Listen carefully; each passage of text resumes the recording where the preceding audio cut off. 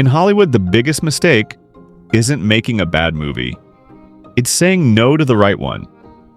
What happens when legends pass on roles that go on to define generations? What if Judy Garland wasn't Dorothy? Or if James Bond had a completely different face? You're watching Classic Hollywood, and today we're diving into the most shocking roles that got away, the missed chances, the second guesses, and the regrets that still haunt the backlots of Tinseltown to this day. Number 1. The role that defined someone else. Let's start with a what if that still echoes through Hollywood history. Kim Novak and the role of Holly Golightly in Breakfast at Tiffany's. At the tail end of the 1950s, Kim Novak was untouchable. She was coming off hits like Vertigo and Picnic, mysterious, magnetic, and one of the most bankable stars of her era. So when Breakfast at Tiffany's was being prepped for the big screen, Novak was Paramount's top pick. Truman Capote, the book's author, originally had Marilyn Monroe in mind, but Monroe's team pulled her out, worried about the call girl angle damaging her image. That left Novak as the natural next choice. She had the look, the presence, and the studio backing. But Novak hesitated. She was already wrestling with being typecast as the cool, tragic beauty, the glamorous outsider with secrets. And Holly Golightly? She was exactly that. Wounded, unpredictable, a mystery in designer sunglasses. Novak feared the role would trap her in that same persona, and quietly walked away. That decision opened the door for a young Audrey Hepburn, whose take on Holly was softer, more dreamlike, and completely unforgettable. The little black dress, the pearls, the cigarette holder, the lonely morning coffee outside Tiffany's. That wasn't just a performance, it was the birth of a cinematic icon. Hepburn's Holly didn't just elevate her career, it redefined pop culture. Fashion, femininity, and film would never be the same. As for Novak, she went on to do more great work, but nothing that defined a generation like Breakfast at Tiffany's. In later interviews, she admitted that letting the role slip away was a regret that stayed with her. One no, and a piece of history moved on without her. Number 2. The Willy Wonka that never was. It's almost impossible to imagine anyone but Gene Wilder as Willy Wonka. That playful stare, the unnerving charm, the way he made candy feel? Dangerous. But what if I told you the original vision wasn't Wilder at all? The first choice for Willy Wonka and the Chocolate Factory was none other than Groucho Marx. Yes, that Groucho, the sharp-tongued, cigar-wielding icon of old Hollywood comedy. By the late 1960s, Groucho was a legend, and when the producers began adapting Roald Dahl's beloved book, they wanted someone unpredictable, chaotic, funny. Groucho fit the bill, a madcap genius who could turn every line into a wink. But Groucho said no. He reportedly thought the script was too surreal, too strange, maybe even too childish for his style. Or maybe deep down he sensed that a story about edible rooms and moral lessons disguised as candy might not land with adult audiences, especially coming from him. So, he passed. That one choice changed everything. The role went to Gene Wilder, who took Wonka in a completely different direction. Mysterious, soft-spoken, with flashes of unsettling intensity. Instead of slapstick, we got subtle menace. Instead of jokes, we got riddles. Wilder's performance didn't just work, it became legend. Generations of kids grew up watching Wonka wide-eyed, unsure whether to laugh or run. Meanwhile, Groucho, already in the twilight of his career, missed the chance to reinvent himself for an entirely new audience. Film historians still wonder what his version might have looked like. A candy-colored madhouse fueled by Groucho's zingers, winks, and break-the-fourth-wall humor. But it never happened. One pass, one choice. And a different kind of magic was born. Number 3. Bette Davis. And the role she couldn't forget. When you think of Scarlett O'Hara, you picture Vivien Leigh. Fiery, ruthless, unforgettable. But that almost wasn't the case. In the mid-1930s, producer David O. Selznick launched what may be the most famous casting search in Hollywood history, hunting for the perfect star to play Scarlett in Gone with the Wind. At the very top of the list, Bette Davis. She had the talent, the bite, the southern charm. More importantly, she had a reputation for playing strong, complicated women. Women who could burn the world down with one look. But Davis turned it down. Why? A few reasons, none of them small. First, the film would be produced outside her home studio, Warner Brothers, and she wasn't eager to jump ship. Second, and maybe most importantly, she didn't want to work with Clark Gable, whom she reportedly didn't respect as an actor. So Davis passed, and Selznick kept searching. Eventually, he discovered an unknown British actress named Vivien Leigh. Leigh threw herself into the role, and the result was nothing short of legendary. Scarlett became the face of survival, of desperation, of pride. Gone with the Wind broke box office records and won 10 Academy Awards. And Bette Davis, she did win 2 Oscars in her career. She did build a legacy of fierce, unforgettable characters. But in quieter moments, she admitted that Scarlett was the one that lingered, the one that haunted her. Because in Hollywood, you can win trophies and still wonder what could have been. And Gone with the Wind wasn't just a role, it was a cultural earthquake. Number 4.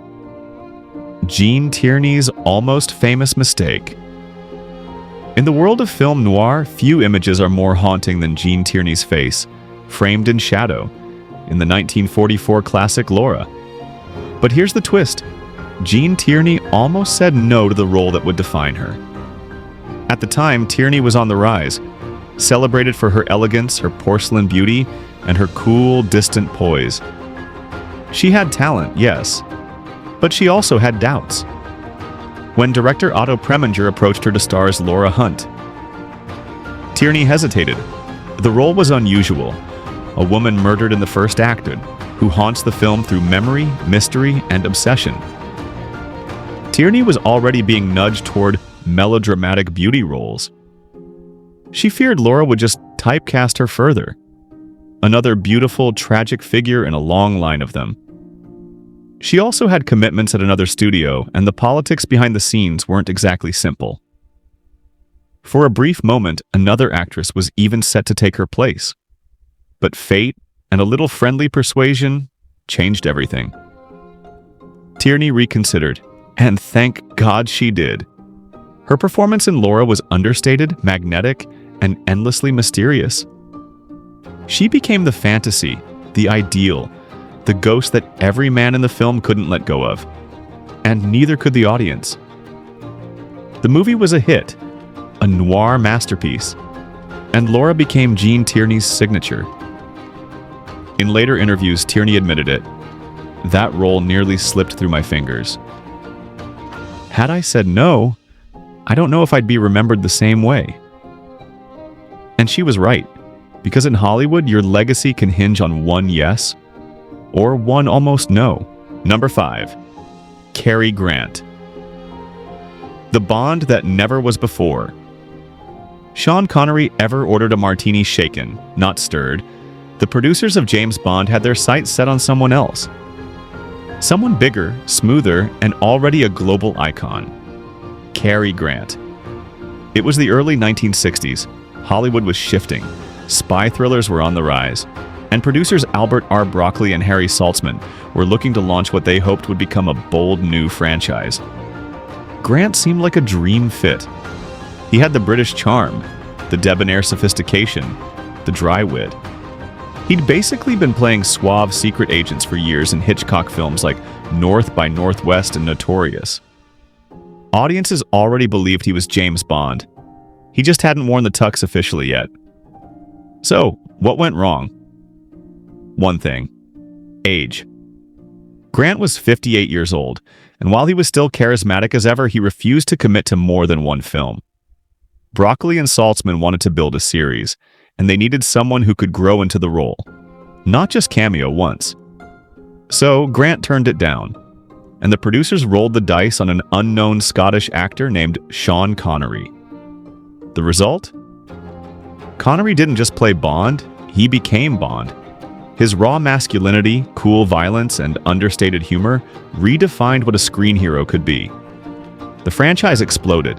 Movies, merchandise, mythology. James Bond became a pop culture institution. As for Cary Grant, he never played a spy again.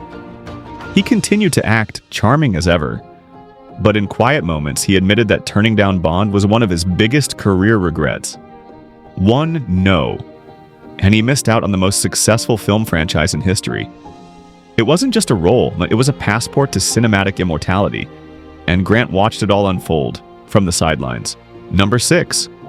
Deborah Kerr. The streetcar she never boarded. Deborah Kerr was the queen of controlled elegance. Poised, refined, a master of quiet intensity. But in the early 1950s, she came face to face with a role that was anything but poised. The raw, shattered soul of Blanche Dubois in a streetcar named Desire. And she said no. Kerr had already played Blanche on the London stage to great acclaim. She knew the character inside and out. But when director Elia Kazan adapted Tennessee Williams's brutal Southern Gothic for the screen, Kerr hesitated. Why? Simple. Fear. The script was controversial. The character was emotionally gutted. Hollywood was still unsure how much sexual trauma, mental illness, and brutal realism audiences could handle. Kerr also worried about being typecast, or worse, alienating the fans who adored her in more restrained roles. So she stepped back, and the role went once again to Vivien Leigh, who had played Blanche on Broadway. Leigh dove into the role with devastating force. Her performance was raw, disoriented, luminous, and completely unforgettable. It earned her a second Academy Award and sealed Streetcar as a milestone in screen acting. Deborah Kerr would go on to star in classics like From Here to Eternity and The King and I, but in later interviews she admitted Blanche was the one that got away. A chance to show the world her darkest depth, her most vulnerable truth. I knew her, Kerr once said of Blanche, but I was too careful, too cautious. In Hollywood, sometimes playing it safe means losing the role that could have redefined you. And Streetcar didn't just make history, it shattered the rules of acting on film. Number 7. Marlon Brando, the legend who said no to Lawrence. By the early 1960s, Marlon Brando was already a force of nature. He had transformed acting forever. Raw, physical, unpredictable. Films like A Streetcar Named Desire and On the Waterfront had made him the undisputed king of screen realism. So when director David Lean began casting for his sweeping epic Lawrence of Arabia, there was one name at the top of his dream list: Marlon Brando as T.E. Lawrence. The role demanded power, mystery, and soul. A real-life British officer who became a myth in the desert. And Lean believed only Brando could give him the psychological depth he needed. At first, it made sense. Brando had just played Fletcher Christian in Mutiny on the Bounty. Another iconoclast, another man torn between duty and identity. But Brando? He walked away. Why? He'd just endured a brutal, bloated shoot on Bounty in the South Pacific. Months of delays, chaos, and heat. The idea of spending another year filming in the Jordanian desert made him physically recoil. He also confessed that he just didn't connect with the real Lawrence. Too British, too remote, too hard to crack emotionally. So, Brando passed. The role was then offered to a relatively unknown theater actor named Peter O'Toole. And that one decision changed film history. O'Toole gave a hypnotic, almost otherworldly performance, capturing Lawrence's passion, alienation, and madness in one unforgettable sweep of cinematic history. Lawrence of Arabia went on to win 7 Oscars, and O'Toole became an overnight star. As for Brando, he would later admit his regret, praising O'Toole's performance, the film's scope, and Lean's vision. "It was a masterpiece," Brando said, "and I missed it." In a career filled with triumphs and implosions, this was one of the few times Brando admitted he got it wrong. Because Lawrence of Arabia wasn't just a film. It was the kind of cinematic event that comes around once in a generation. And Brando could have been at the center of it all. Number 8. Joan Crawford. The diva who turned down Desmond. In 1950, Billy Wilder was on the hunt. He needed a leading lady unlike any other. Someone larger than life. A silent era legend fading into madness. He was casting Norma Desmond, the aging film queen in Sunset Boulevard. And one name stood out immediately: Joan Crawford. At the time, Crawford was still a force. Statuesque, commanding, with a persona carved in steel. She'd survived the transition from silent films to talkies and from glam to grit. Norma Desmond seemed like her destiny. But Crawford, ever image-conscious, said no. Why? Because Sunset Boulevard was a little too close to home. It was brutally honest about the dark side of fame. It mocked the desperation of aging stars. It portrayed Hollywood as a machine that used you up and spit you out. Crawford reportedly feared the script, its acid tone, its unflinching depiction of fading relevance.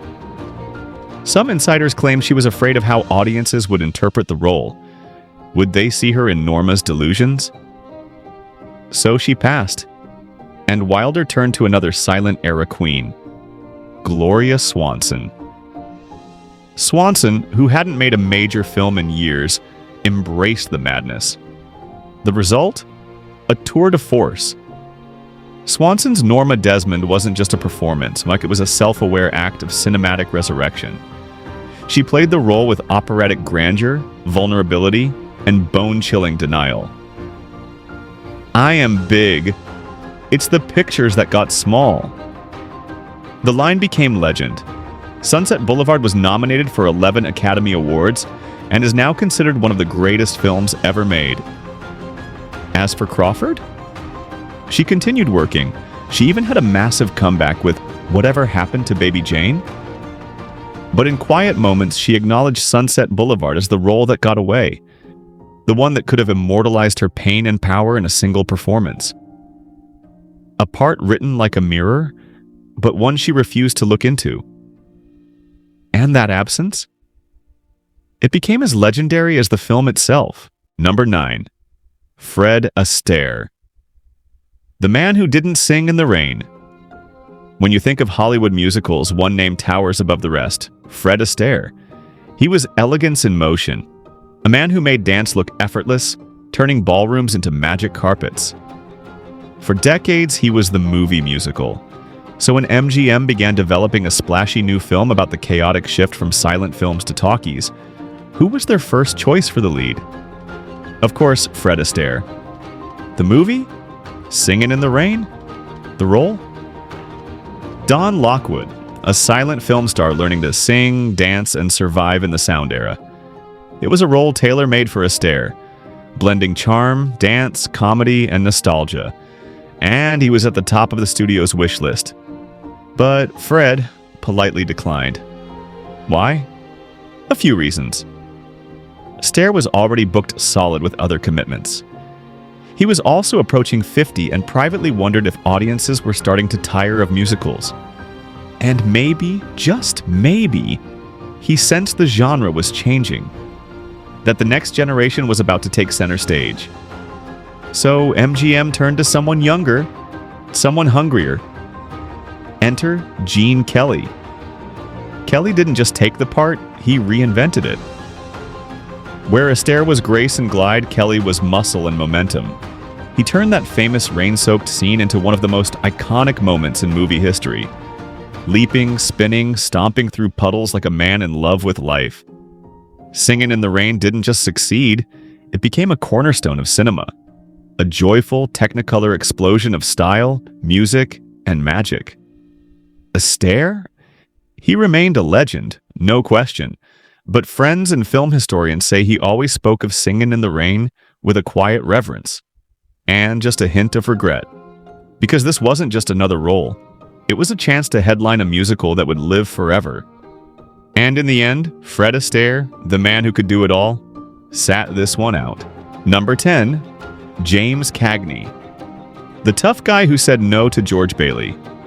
Today, when we say It's a Wonderful Life, one name comes to mind: Jimmy Stewart. Warm, honest, cracking under pressure, then soaring back. He is George Bailey, but what if the part had gone to someone completely different? Someone known for snarling lines and smashing jaws? Enter James Cagney. That's right, the original tough guy, Hollywood's gangster king. Quick fists, fast talk, and a magnetic screen presence. When director Frank Capra was casting It's a Wonderful Life, he briefly considered Cagney for the role of George Bailey. Why? Because beneath the grit and bravado, Cagney had soul. He could be tender, vulnerable, restless. Exactly what Capra wanted for a man slowly unraveling under the weight of unfulfilled dreams. But Cagney passed. He was tied up with other projects, and more importantly, he reportedly thought the story was too soft.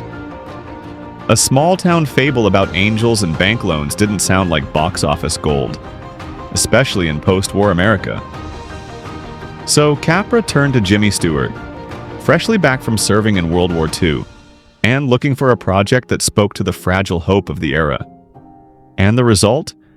A film that bombed at first, but slowly transformed into one of the most beloved movies of all time.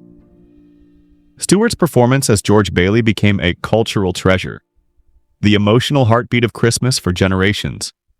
Cagney later admitted that turning it down may have been a mistake.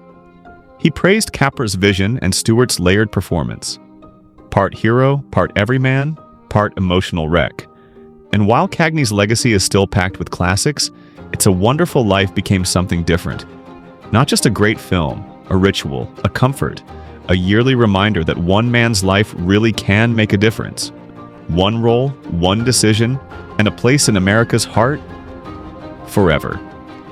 Which almost shocked you the most? Let us know in the comments.